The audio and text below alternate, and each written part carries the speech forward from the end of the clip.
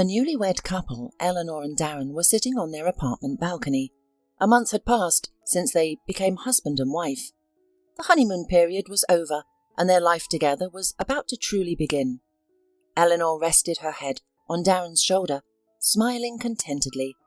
Despite having spent the last of their money on utility bills just hours before, they were young, in love, and optimistic about the future. "One day we won't have to count pennies between paychecks," Darren promised. "I know, darling. You always keep your word," Eleanor replied confidently. Both 23 years old, they had met at the college, where Eleanor studied law and Darren studied economics. They shared ambitious dreams of starting their own business. Despite the inevitable obstacles, they believed in doing things out of passion rather than mere profit, trusting that life itself would aid them in their pursuit. 5 years later, after numerous setbacks, they had made it. Darren, who always kept his word, had opened a consulting company. Though modest, it was profitable. In their city, Darren and Eleanor were known as a successful and wealthy couple. As life improved, the couple considered starting a family.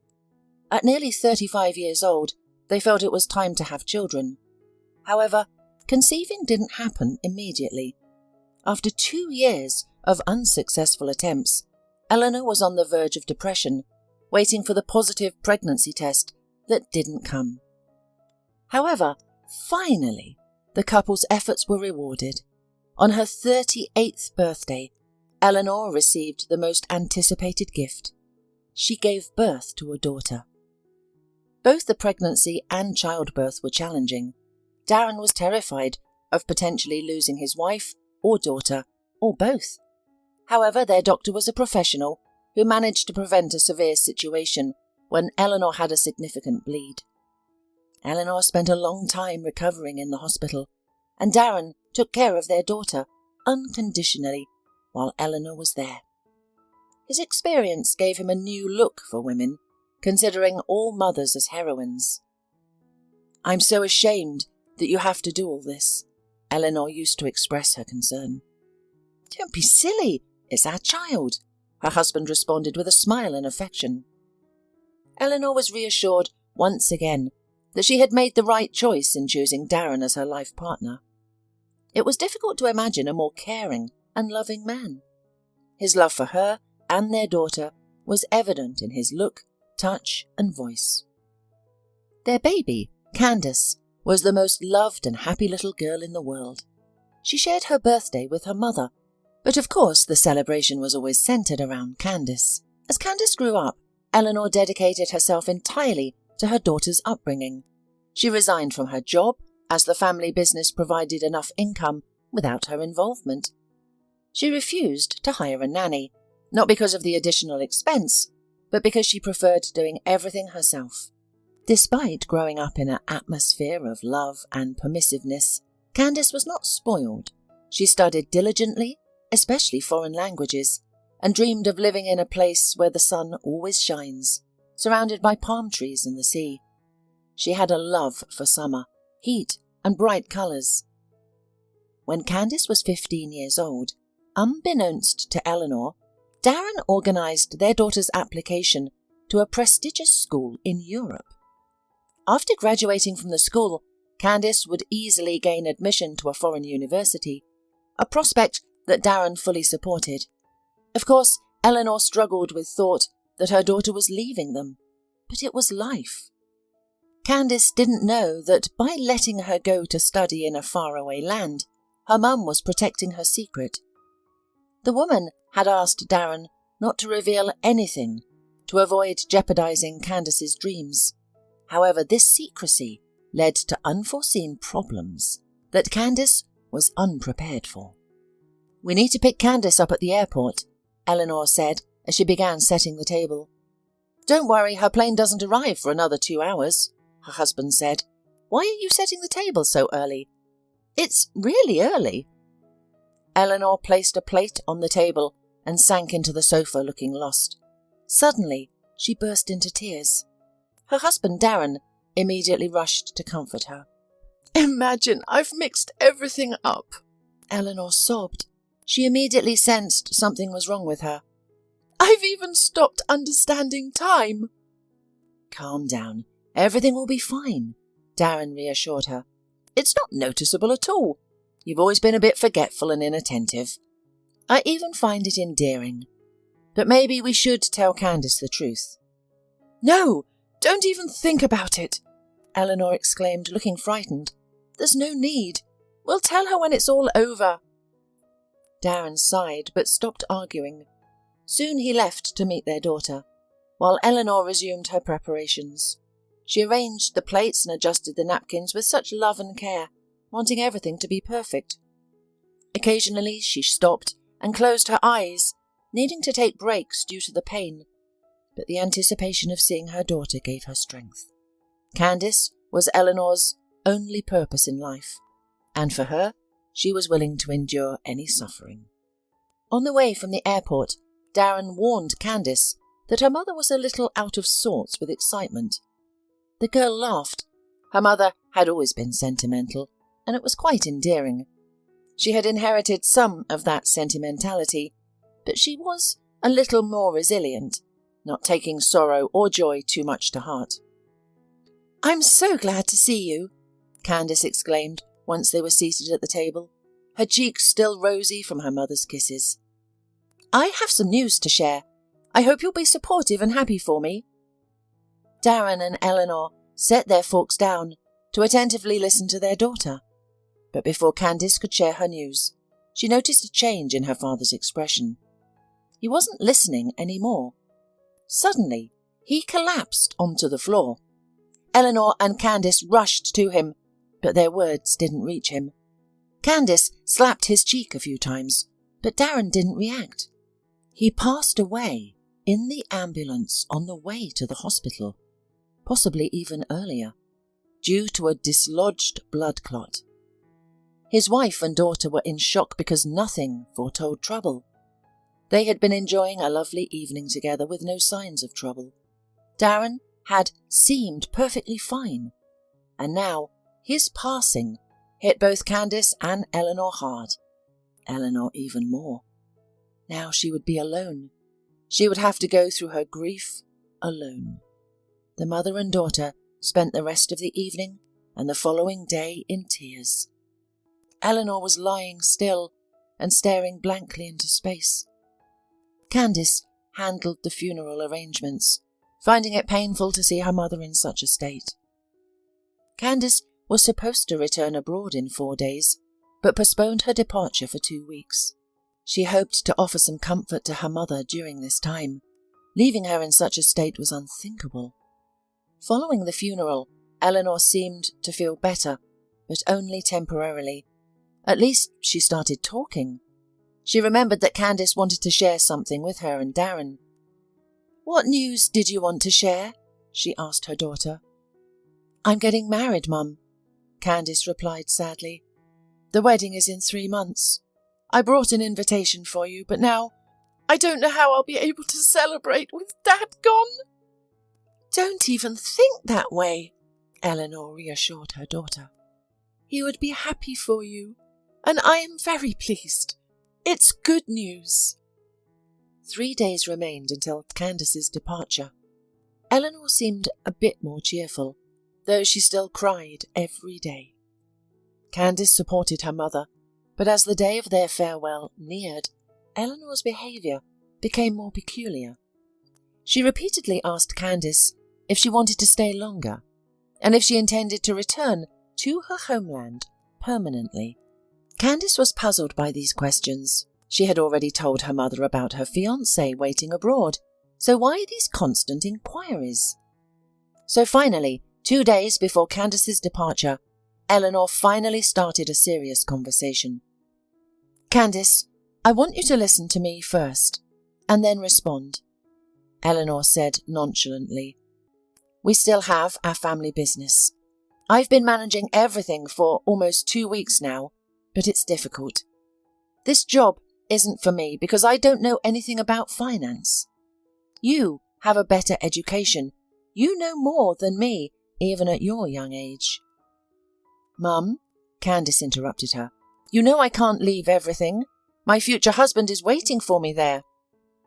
"My girl, I told you to listen to me," Eleanor said affectionately but sadly. "Daddy and I hid this from you for a long time. To be honest, I didn't want you to know at all. But I can't keep silent any longer. I've been diagnosed with a malignant tumour. I'm undergoing chemotherapy, and I'll start treatment in a month. I won't be able to handle the business. It's all going to collapse, and I don't want my father's business to die with him." After hearing her mother's diagnosis, Candace couldn't focus on anything else. She realised at that moment that she wouldn't be leaving in 2 days. It was harder than ever for her to keep control, but she found the strength to weather another blow of fate. "Mum, why didn't you tell me?"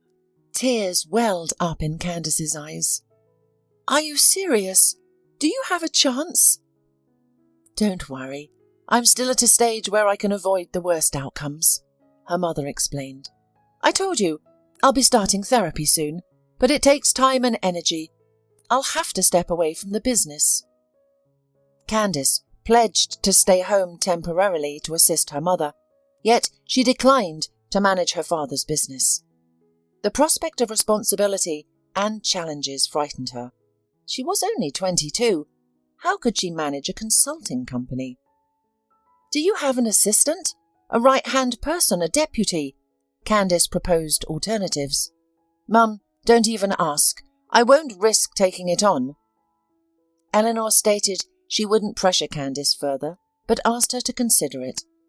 They spent the remainder of the day together, with Candace reluctant to leave her mother's side even for a moment.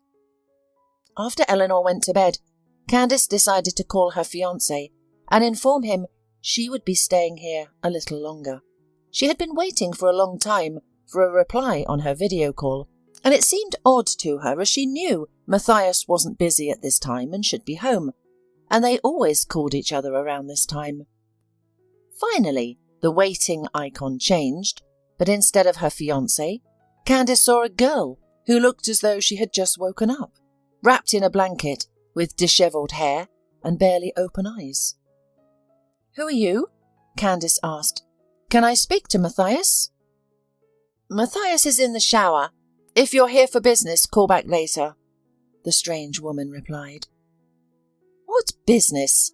Look at the nightstand next to you. There's a picture of me," Candace responded, her tone becoming harsh. She was starting to understand what was happening. "I see that there's nothing here," the confused girl replied. To prove her point, she pointed the camera at the nightstand. There were indeed no picture frames there, but there was a bottle of wine and 2 glasses. Matthias had claimed he didn't drink alcohol. Clearly he had lied. As the stranger adjusted the laptop, Matthias appeared in the background. His expression changed drastically when he saw Candace on the screen. "Send my belongings to the student dormitory," Candace said, her voice choked with emotion. "Goodbye.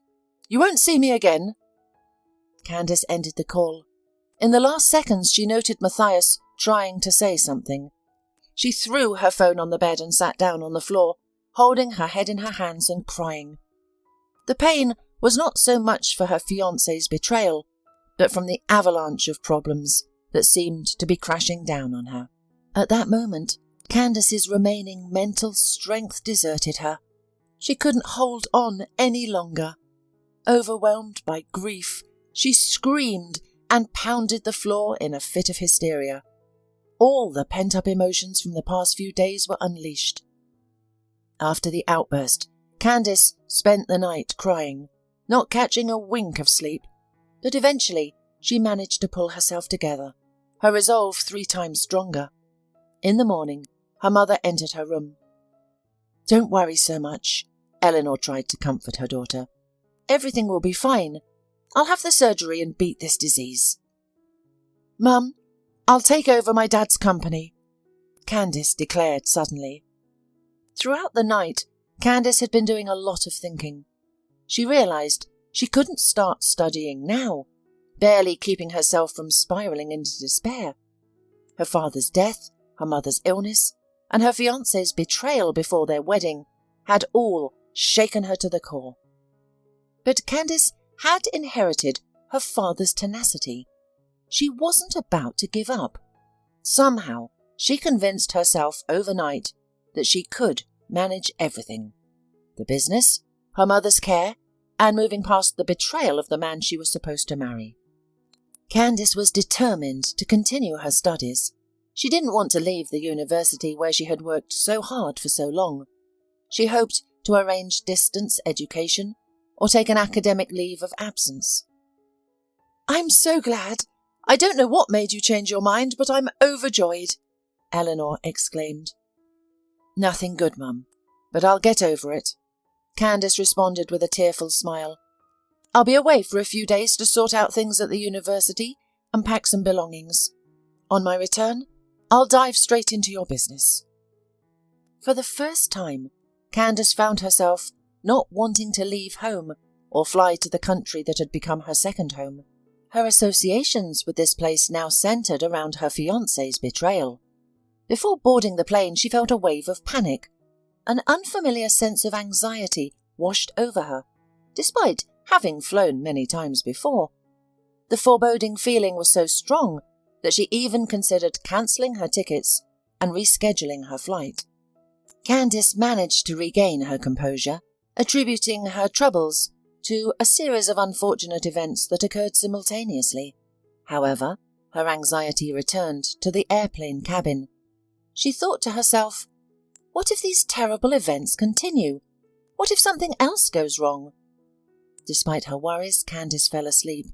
She was jolted awake by the panic that erupted on the airplane. People clung to their seats, their eyes wide with fear and terror. Some were praying, others were shouting for help, and some just looked around bewildered. The plane was shaking violently, and the oxygen masks had been dropped. "What's going on?" Candace asked her seatmate. "I don't know," she replied, seeming more calm than the others. "It's just turbulence." "I've flown before, and I know what turbulence is," Candace retorted, concluded that her seatmate was just trying to keep her calm. The shaking didn't stop. In fact, it seemed to worsen. Over the speakerphone, the pilot assured everyone there was nothing to worry about. They would land in 20 minutes and everyone could disembark. A minor issue had arisen, but it was under control. Candace's fears immediately resurfaced. She chastised herself for not returning the tickets. She had already begun to accept her fate, not in the hysterical manner of other passengers, but quietly. She felt more frightened than anyone else, believing she had brought this misfortune upon them all. Taking out her phone, she began to type a farewell message to her mother, expressing her love and urging her to continue finding joy in life. "The message won't go through," interjected her neighbour, who had remained calm throughout. Candace glanced at her questioningly. "If we crash, your phone won't survive. Your mum will never see the message. But don't worry, that won't happen. You'll be hugging your mum soon, telling her you love her in person." "It helps me stay calm," replied Candace, resuming her typing. "Let me say goodbye to her in my mind, at least. She's done so much for me, and I love her so much." "You'll have time to say it yourself. My name is Petra, by the way." Candace introduced herself and they shook hands. Petra might have been a fortune-teller, as all passengers safely reached their homes that day. The pilot landed the plane without anyone getting hurt, despite an engine breaking down mid-flight. If not for the pilot's professionalism, the situation could have been much worse. Passengers were quickly evacuated. "How did you know everything would be all right?" Candace asked Petra while they waited for their luggage. "I didn't know. I just believed in the best," Petra replied. "I always think positively, regardless of my troubles. I take it in my stride." "I should learn positivity from you," Candace said, smiling. "Life has been challenging me lately." They parted ways, but Candace regretted not getting Petra's phone number. However, she felt they'd meet again. Candace found her belongings in her dorm room, to her surprise. It turns out that Matthias was not even going to make any attempts to get forgiveness from the girl he loved. Although Candice wouldn't have forgiven him, she felt a bit sad that he gave up on their relationship so easily. Having settled matters with the university and switched to distance learning, and within 2 days, Candice found herself at the airport again, awaiting her flight.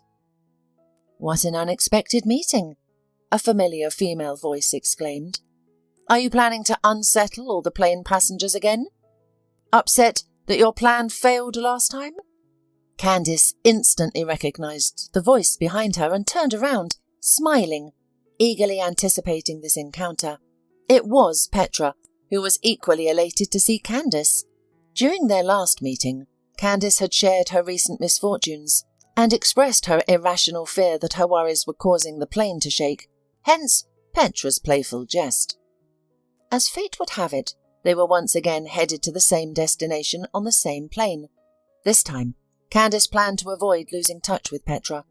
She felt as though this meeting was destined. Moreover, knowing that Petra would be beside her alleviated her flying anxieties. It seemed to her that the new friend was a good sign, that she brought good luck, thanks to her optimism. Despite Petra being 5 years older, they became best friends.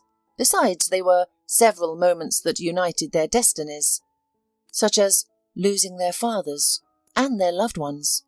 Only she was not cheated on. Petra's fiancé turned out to be a criminal. A week before the wedding, he was arrested and soon imprisoned. "How do you still have a positive outlook on life?" Candice asked. "Teach me how."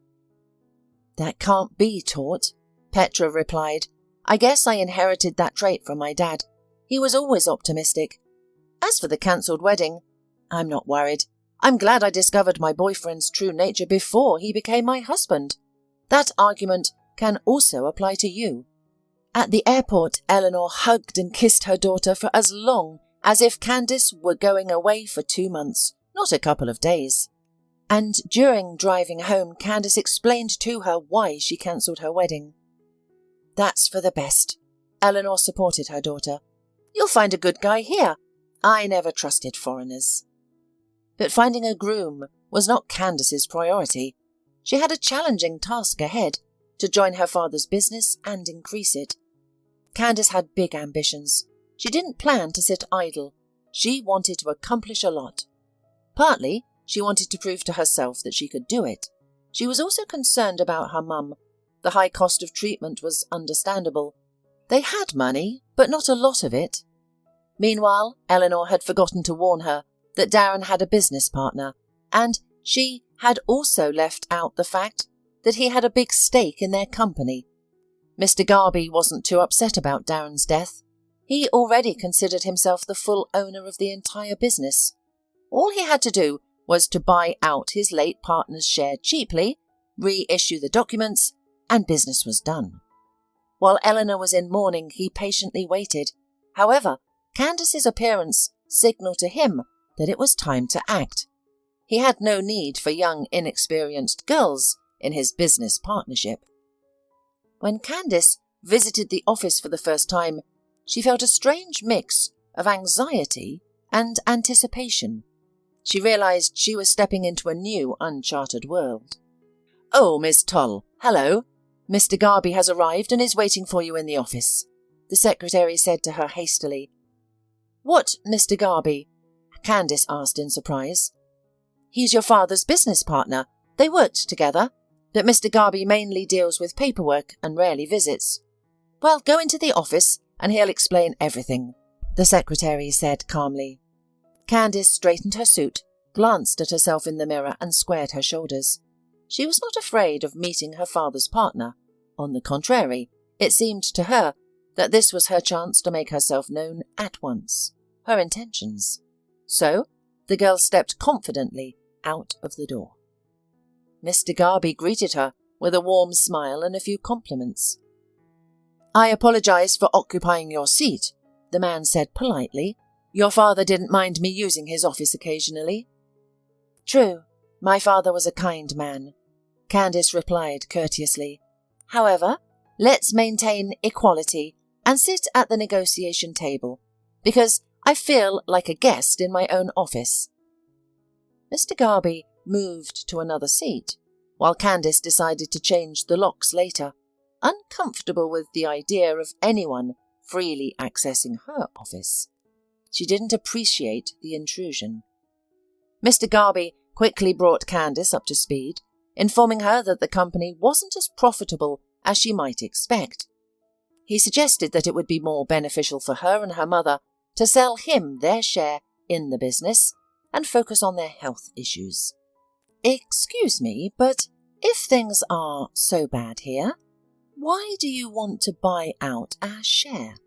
Candice asked logically. Mr. Garby evaded the question, but after their conversation he left extremely dissatisfied, while Candice was proud of herself because she had been able to fight back against such a serious man. She refused to sell her share in her father's company, and in general she was going to implement new development strategies. "Oh, I think you should avoid conflict with him," the secretary Mandy advised when she brought coffee to Candice. "I didn't start any conflict," Candice responded, surprised. "We discussed everything calmly.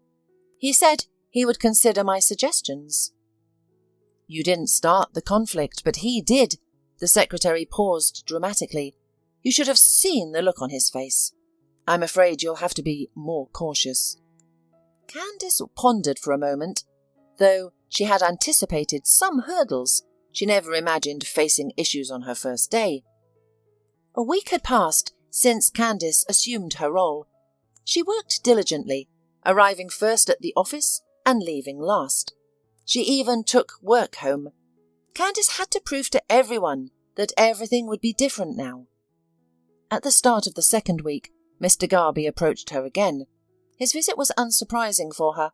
Candice knew he wouldn't leave her alone now. "Don't you realise there are no prospects here anymore?" Mr. Garby asked. "I'm here to remind you that my offer still stands."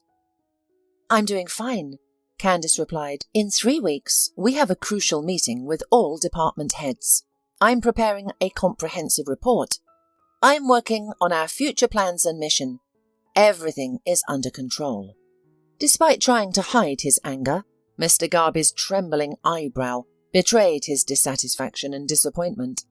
He had assumed the young woman wouldn't last 3 days, yet here she was, preparing reports and organising paperwork within a week. He had underestimated her. "Well, good luck to you," Mr. Garby hissed.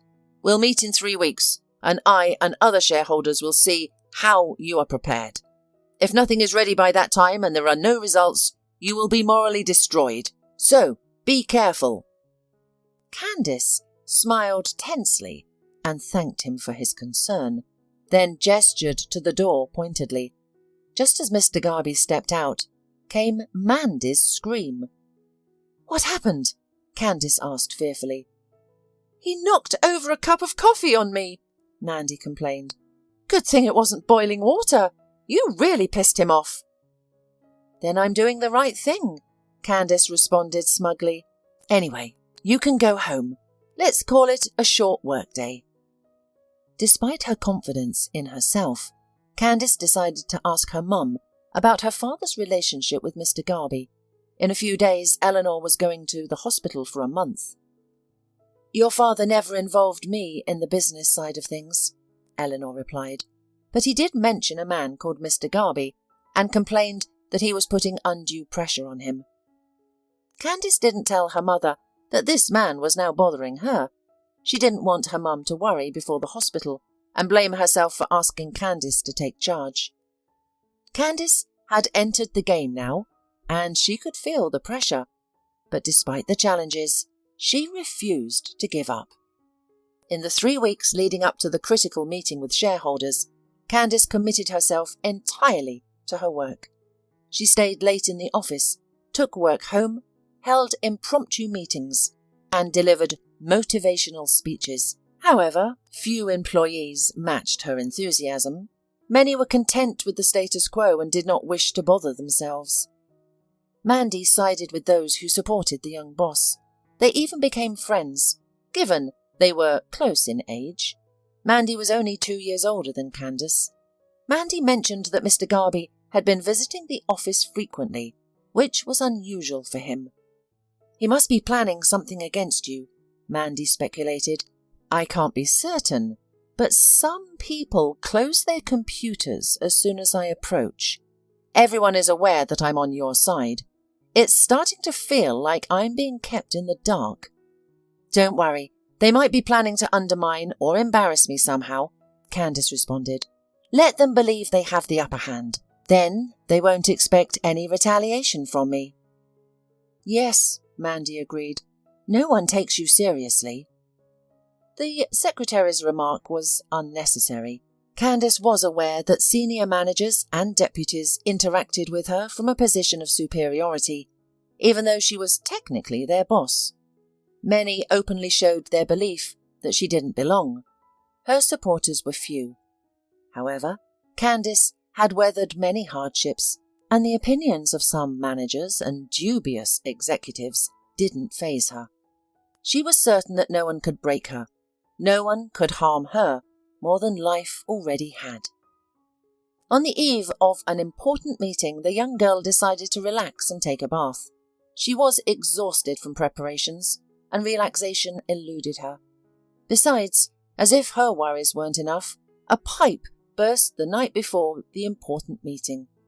All Candace could do was turn off the water and call a plumber. The handyman arrived within an hour. He was a young man, about 25 years old, who appeared polite and respectable. He managed to fix everything in just 15 minutes. "I am grateful to you. You just saved me," Candace exclaimed. "That's my job," Colton replied modestly. "But it seems like you're not pleased with my work. You look sad." Candace sighed. "You're right, but it's not about your work. My mum's in the hospital and I don't have anyone to talk to." Colton was surprised at his own courage, but he offered her to share her troubles with him, if no one else was available at the moment. He was in no hurry to get home. He lived alone, and spending the evening with Candace seemed to him an excellent option. He was glad to help with more than just fixing pipes. Sitting in the kitchen with a cup of tea, Candace expressed her concerns about the upcoming day to him. "I feel like they're plotting against me and want to ruin my father's business," Candace confessed. "Mr. Garby is a menace in the industry, always acting in his own interest. Despite all my efforts, I feel like I'm not reaching my goals. It seems the company's fate is being decided, and my only support comes from my secretary and a few managers who hold no real power." Colton pondered for a moment.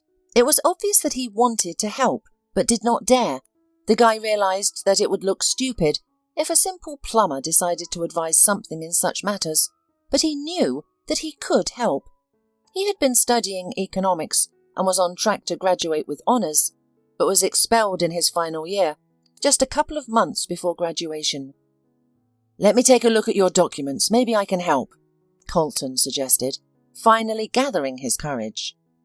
Candace responded to his suggestion with boisterous laughter. Seeing Colton's hurt expression, she stopped laughing, feeling a pang of shame. But a man who was fixing pipes a few minutes ago was now offering to be a financial analyst. It was really hilarious. "How can you help me?" Candace asked, not scoffing, but with a serious tone. "You mean you understand all this?" And then Colton shared with her his story. He was a university student full of high hopes, with teachers predicting a bright future for him. His scientific works, brimming with brilliance and professionalism, attracted the attention of many companies. He even worked as a consultant for several financial organizations. But everything changed suddenly. Colton fell in love with a girl, the daughter of an influential man. They planned to marry, but she cheated on him. Despite her pleas for forgiveness, Colton couldn't accept the betrayal and left her. The girl's father, seeing potential in Colton, was disappointed when the wedding was called off. He questioned his daughter about the reasons, but she lied out of shame. She claimed that it was Colton who had been unfaithful, shattering her trust in men. Furious at Colton for allegedly breaking his daughter's heart, the father sided with his daughter refusing to believe Colton's side of the story. Every attempt by Colton to clear his name only incensed the father further, as he felt Colton was tarnishing his daughter's reputation. A powerful man manipulated the situation to have Colton expelled. The teachers were truly upset, but they were powerless to intervene. The influential father of his ex-bride sought to ruin Colton's future, and no one financial organization wanted to work with him. "So now I'm doing household tasks," Colton concluded. "I gave myself a year to wait so that the vindictiveness of my failed father-in-law would end, and I could finally do my favourite job in this city. Well, time is almost up, and I'll probably just move away from here to a place without his influence and start over.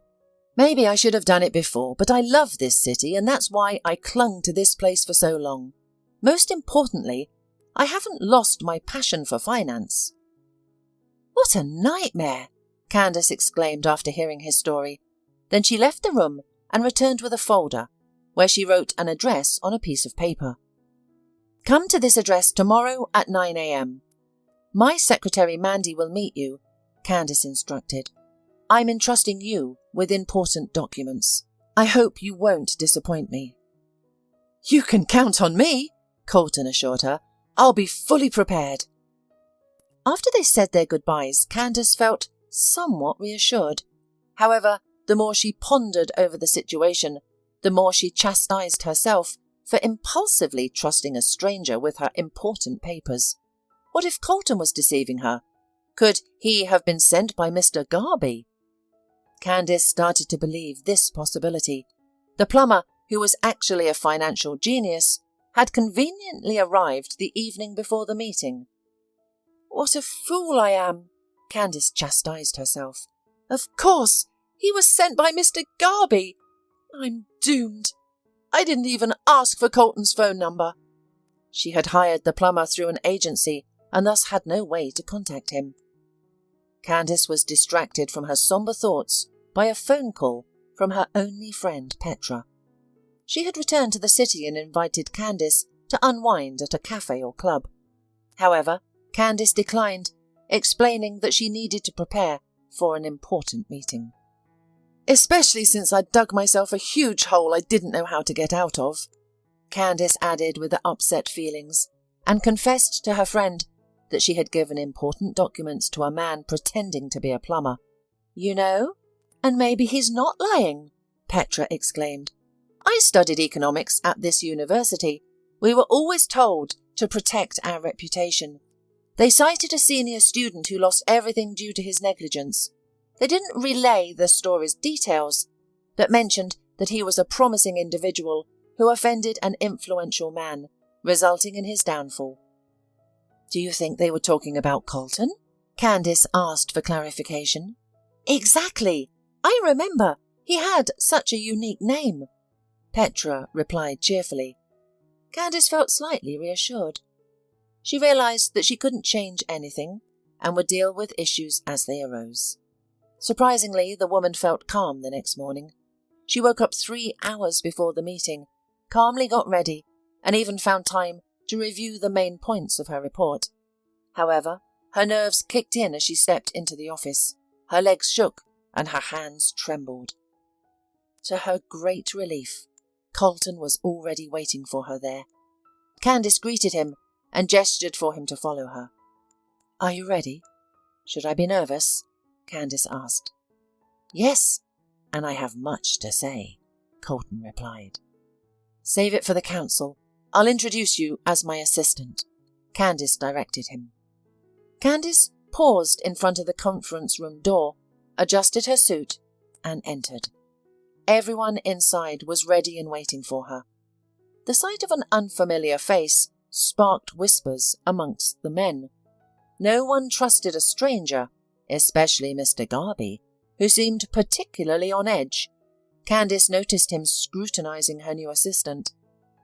Colton started his speech immediately, showing perfect composure.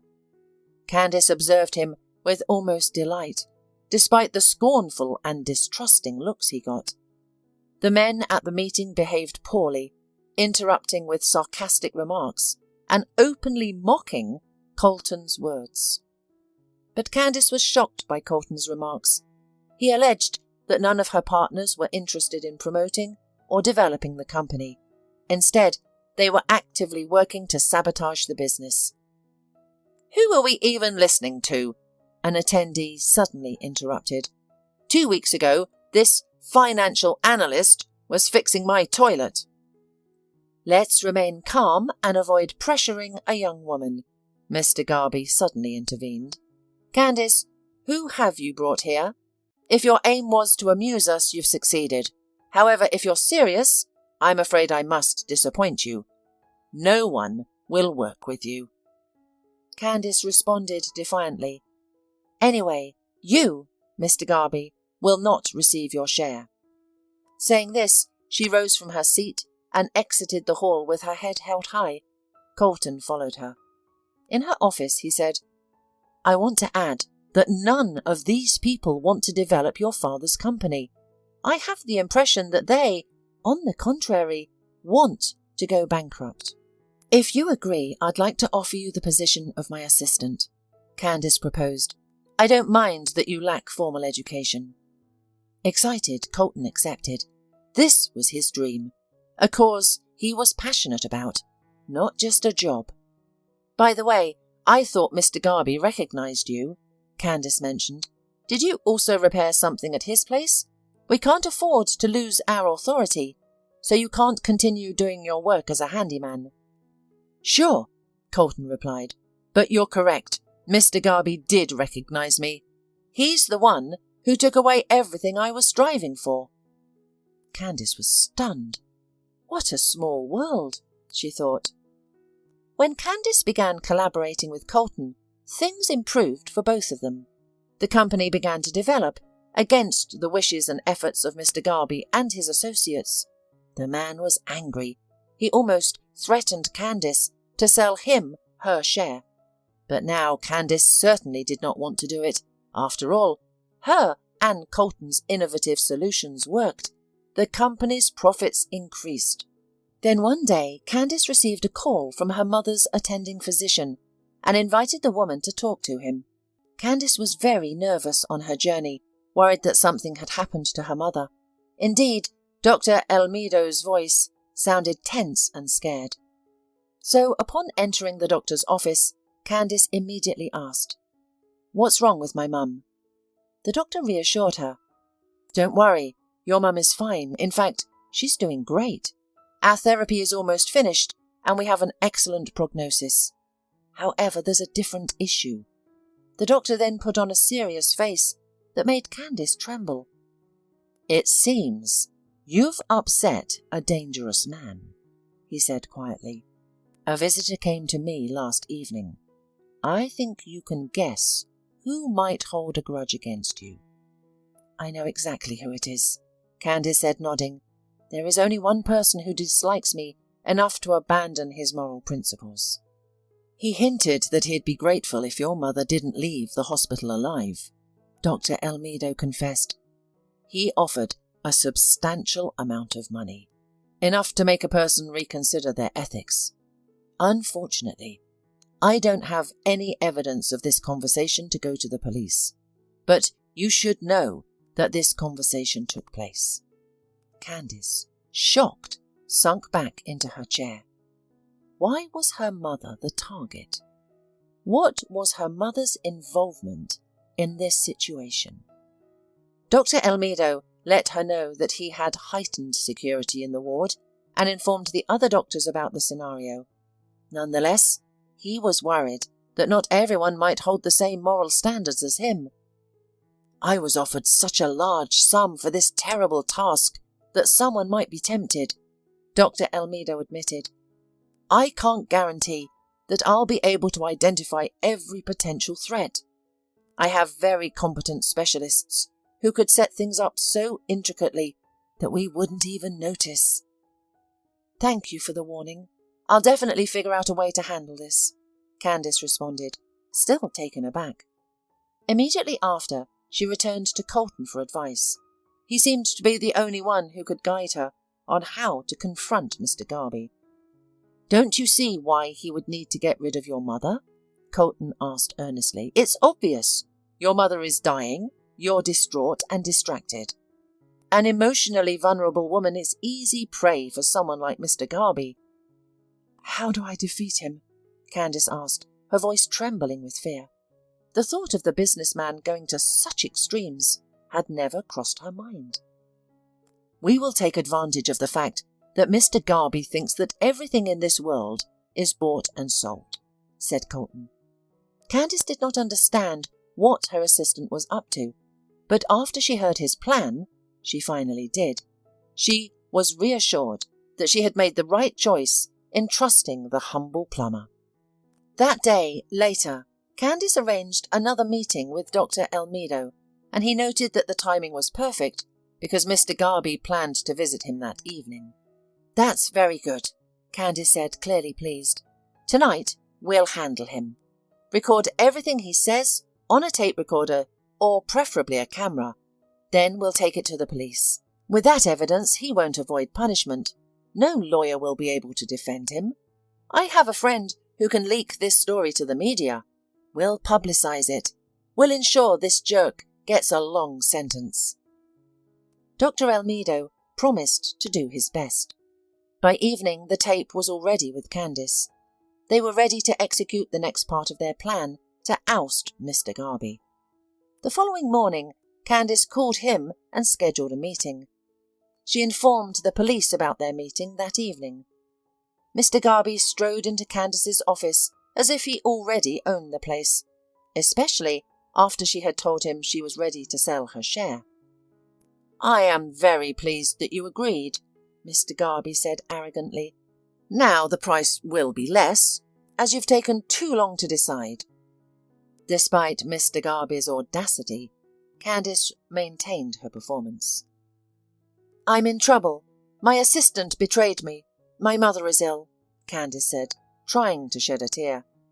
"I've improved our department significantly. It should be valued more." Mr. Garby waved his hand, refusing to increase the price, and at this moment he truly felt his power. But Candace suddenly switched her tone. The police already waited outside the door, ready to burst in and arrest Mr. Garby. "Do you think I would humiliate myself in front of you? According to your plan, I should have surrendered. But your mistake is that you underestimate people. You think money and connections grant you opportunity and impunity, but they don't. My mum will live. The company will prosper and develop, and Colton will achieve great things. As for you, Mr. Garby, you will rot in jail." Mr. Garby slammed his fist on the table and attempted to lunge at Candace, but he was restrained by the police officers who entered the office. The man shouted threats, only falling silent when shown a video recorded of him paying for the crime he had plotted. Dr. Elmido deliberately asked several questions to make Mr. Garby repeat his instructions, making any denial futile. Thus, with the help of Colton and her mother's doctor, Candace rid herself of Mr. Garby forever. Candace was now in charge. Her colleagues, who once mocked and opposed her, had come to recognize her strength and respect her. Their attitudes towards her had changed. 2 months passed. Eleanor returned home, and things seemed to be improving. Candace and Colton spent a lot of time together, their relationship evolving beyond mere friendship. "I realize I know a lot about you, but nothing about your family," Candace mentioned during a casual lunch with Colton. He responded that he knew very little about his own family. He had grown up in an orphanage, abandoned by his mother shortly after birth. He knew nothing of his father. Candace felt sympathy for Colton. She began to understand why he was so determined to succeed, why his desire for a normal life was so strong. She also understood why he was so kind and compassionate. He had endured life's hardships too. She believed that such experiences could only make one a better person. The more Candace got to know Colton, the more her respect and affection for him grew. Colton, however, had loved her for a long time, but lacked the courage to express his feelings. believing her to be from an entirely different circle. If not for Mandy, they might never have confessed their feelings.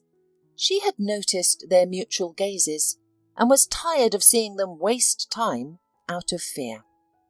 The sly secretary orchestrated a situation where Colton and Candice would be stuck in an elevator together, even bribing the elevator operator to make it happen. "I'm sorry, but you'll have to stay here for another 2 hours," the operator falsely claimed. Both Candice and Colton insisted they be let out, but the man maintained that he had left his tools in the storeroom and they would have to wait for assistance. It was in the elevator where their first kiss occurred. Mandy, watching the event unfold through the elevator camera, was overjoyed. "Let them out now," she cheerfully told the elevator operator. "You're doing something ridiculous," the employee responded, waving his hand dismissively, but obeyed her request. "I only helped those two. They would have been walking around each other for a couple more years," said Mandy smugly. She was accurate in noticing Candice and Colton's shyness. Even after sharing their first kiss, they felt awkward and unsure about how to interact after that. 6 months later, Colton proposed to Candice in a beautiful setting. They began with a boat ride on a scenic lake, followed by Colton serenading Candice with a love song on his guitar. The song ended with his proposal, which Candice couldn't resist. On their wedding day, Colton, in his heartfelt speech, expressed gratitude to Candice for transforming his life. However, Candice had another surprise for her husband. Knowing his desire to earn a diploma, she had managed to get him reinstated at the university. He only had to complete his final thesis to earn his degree. That's how young people, following losses and betrayals, found each other and decided to continue together, bound by love and respect.